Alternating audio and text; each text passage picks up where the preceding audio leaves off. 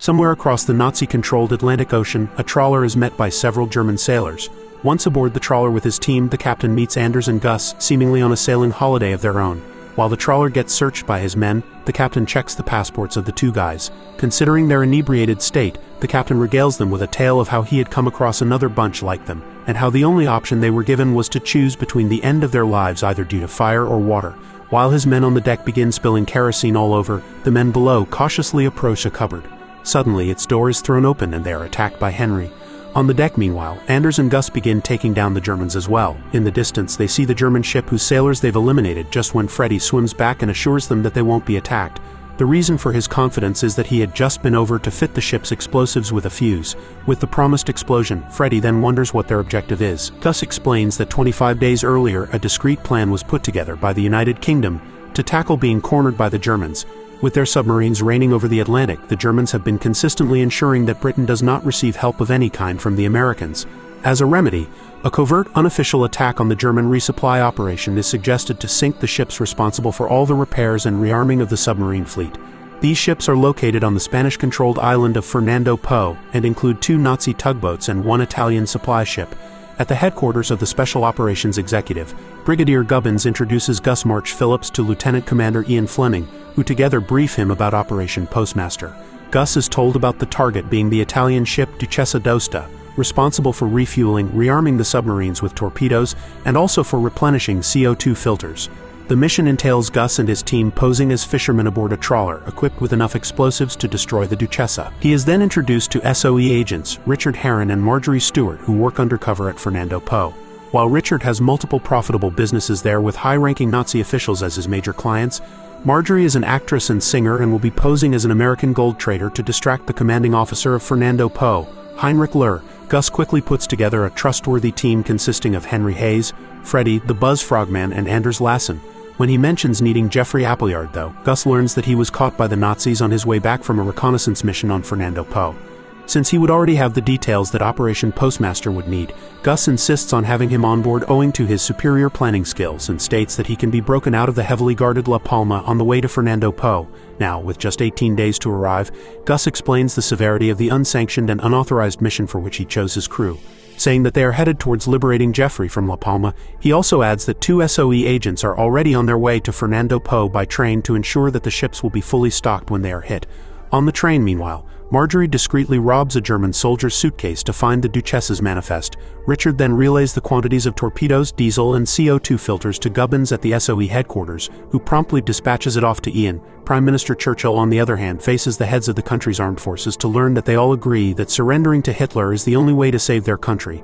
He meets Gubbins and Ian later, and despite the risk of losing his position if the mission goes awry, he asks them to go ahead once he is informed of the Duchessa's manifest. Gus and his crew, meanwhile, approach La Palma with plans of a night raid to liberate Jeffrey. They climb up the cliff during the day and wait in the woods to scope the place out.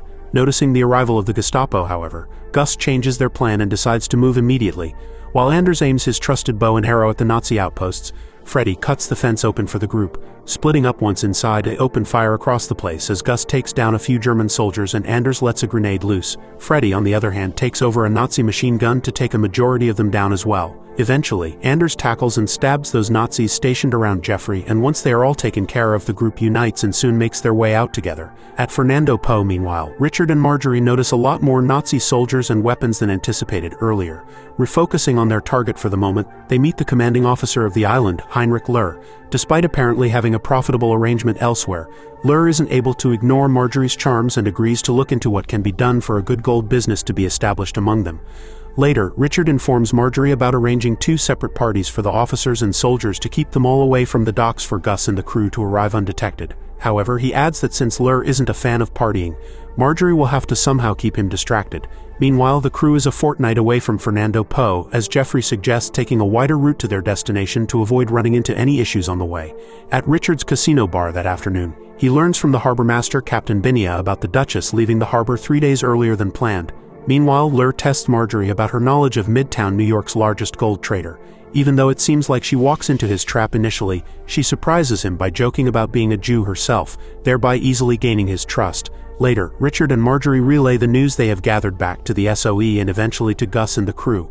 The only way to get to Fernando Po in time now would be to shorten their route and face the risk of going over the fleet of German submarines, while the chances of being caught by the British also increase manifold. Since reaching the island 3 days late would be of no use, they decide to take the riskier route instead to at least have a chance to accomplish their mission. Eventually, when they are 2 days away from Fernando Po, they are spotted by a British destroyer. While the commander insists that they should abandon the unauthorized mission to avoid being arrested, an alarm blares through the ship signaling the presence of a Nazi submarine in their midst. Left to deal with the threat on their own, Gus has his crew attempt to get as far away as possible, even as the British destroyer ship engages with the Nazi submarine. The next morning, Marjorie accompanies Richard to meet Camp Billy, an Eton graduate. As the Prince of Fernando Po, Richard believes that Billy will be the solution to their problem. He agrees to help them with a tugboat and 12 men including himself, but when he underestimates Marjorie, she proves her worth to him by accurately shooting a target with all the weapons he has on display. As per their plan then, they leave to meet Gus and his crew 20 kilometers out of Fernando Po. Recognizing Billy from a portrait at Eton, Gus is glad to have him on the team and promptly has Jeffrey brief him about their mission.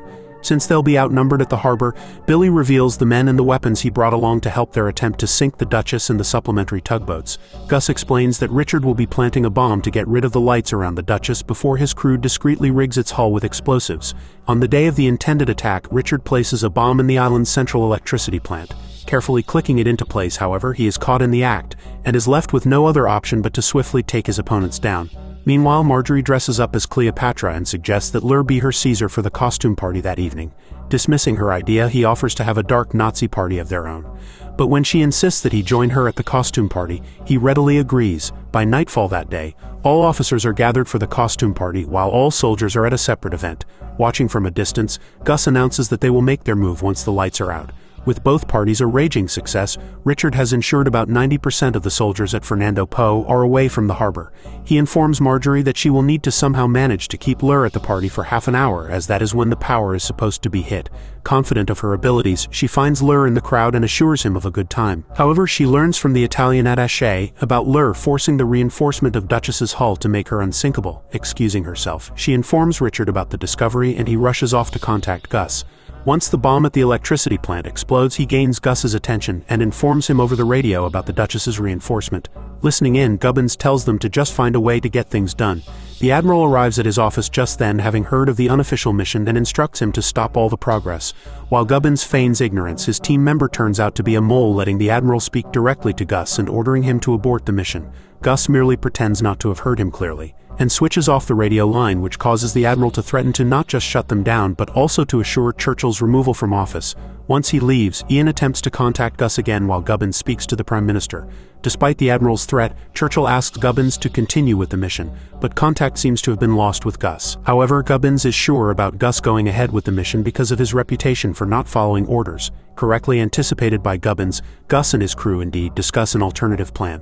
While most of them are stumped, Jeffrey suggests towing the Duchess and stealing the tugboats before sailing them out into international waters to eventually hand them over to the British Navy. He even suggests countermeasures to blow up the Duchess's anchor to make it easier to tow, and also to rig the other vessels on the harbor so they cannot be followed, in addition to rigging the fuel reserves of the Nazis as well. Once the crew agrees, Gus informs Billy about the change in their plan and splits the group up as per their assigned tasks. Meanwhile, in an attempt to keep Lur distracted, Marjorie entertains the crowd by performing a song even as Anders takes down the soldiers keeping an eye on the harbor. Gus and Henry soon get ashore to eliminate the remaining patrolling soldiers, even as Jeffrey and Anders arrive at the Duchess with a few of Billy's men. While performing in German, Marjorie slips up and utters a phrase in Yiddish instead. Having easily picked up on it, Lur realizes that they have a Jew in their midst. Gus and Henry continue their stroll across the shore while Jeffrey eliminates the crew of the Duchess and Anders heads to fit its anchor with explosives. As suspicion grows in Lur's mind, Freddy reunites with Gus after having laid out several bombs in the fuel depot to explode once they leave the harbor. Jeffrey continues his quest aboard the Duchess and engages a grenade to lure the crew to their ends. Freddy and Henry, on the other hand, get onto one of the supplementary tugboats of the Duchess while Anders and Jeffrey continue to tackle the onslaught of several crew members. Gus gets to the second tugboat with Billy even as Anders skillfully and ruthlessly ends his opponents. Switching to an axe as his preferred weapon, he proceeds to take down the rest before joining Jeffrey to check the fully stocked ship, confident that the German submarines would be unable to function for about 6 months if they are successful in their mission. They quickly head over to get the Duchess towed away. Once Gus and Anders signal to each other, all they have to do is to wait for the Duchess's anchor chain to explode. Gus expects their escape to get difficult once the fuel depot blows up, since it will definitely grab enough attention.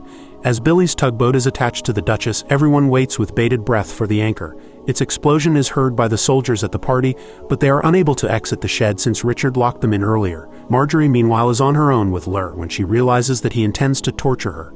The fuel depot explodes just then, earlier than it was supposed to, and just as Gus expected, it gets the attention of every officer and soldier on the island as they hurriedly scramble towards the harbor.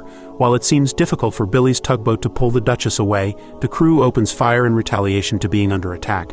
Henry gets hit even as the Duchess finally begins to make a slow move across the water.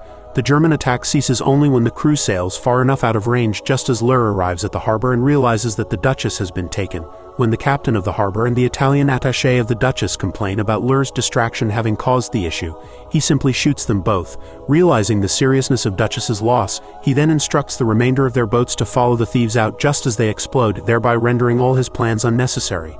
While Gus watches the explosions from afar, Richard spots Marjorie being taken away. When Lur meets her, he tells her that he intends to return the favor of being fooled, but she shoots him in the head instead. Richard quickly gets rid of the soldiers guarding her before heading towards their escape while Gus waits for them. Billy urges Gus to leave them behind and get on their way instead, but Gus decides to hold on to hope. Spotting a patrol boat coming their way, he is relieved to see that Richard and Marjorie managed to catch up with them. Meanwhile, Geoffrey contacts the British Navy outside Lagos to arrange handing over the Duchess. Prime Minister Churchill then hears from Gubbins about the successful mission. Going aboard the British ship, the commander immediately places the crew under arrest and asks Billy to return to his tugboat with his men. At the military prison a month later, Gus and his crew are surprised to meet Prime Minister Churchill himself, who informs them of the arrival of American soldiers on British soil. Since this was possible only because they met no resistance from German submarines across the Atlantic Ocean, Churchill appreciates the efforts of the crew, further announcing them as the Ministry of Ungentlemanly Warfare since they ignored a direct order. Churchill also adds that they will work for him going forward, thereby letting them be recognized as war heroes later. Thanks for watching until the end. Help the channel out by dropping a like and a comment, and I'll see you on the next one.